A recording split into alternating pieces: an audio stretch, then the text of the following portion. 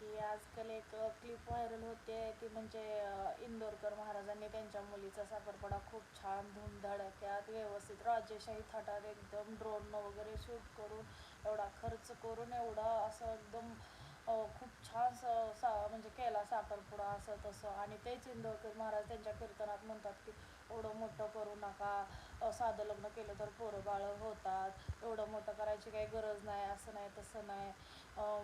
काय ते सत्ता दुसऱ्या सांगे ब्रह्मदानंद सत्ता कोरडे पाषाण असं त्या इंदोरकर महाराजांना ट्रोल केले जाते.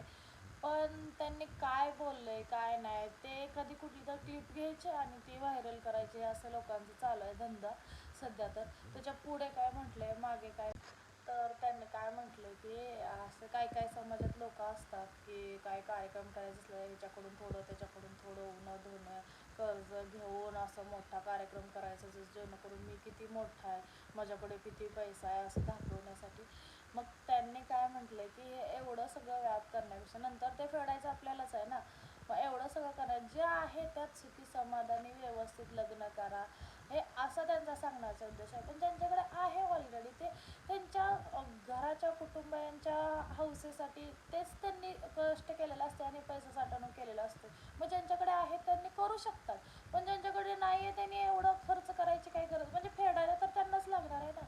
म्हणून ते बोलले की जे आहे जेवढं आहे तेवढा तुम्ही व्यवस्थित छान करा, हे असा त्यांचा उद्देश आहे. पण लोकांना नाही, त्यांना ट्रोल करायचं आहे. काय मस्त असं ट्रोल करते ते, काय वरती काय त्यांच्या मुलीच्या साखरपुड्याची क्लिप लावते ते, खाली काय शॉर्ट्समध्ये आपण सांगते ते काय चाललं आहे.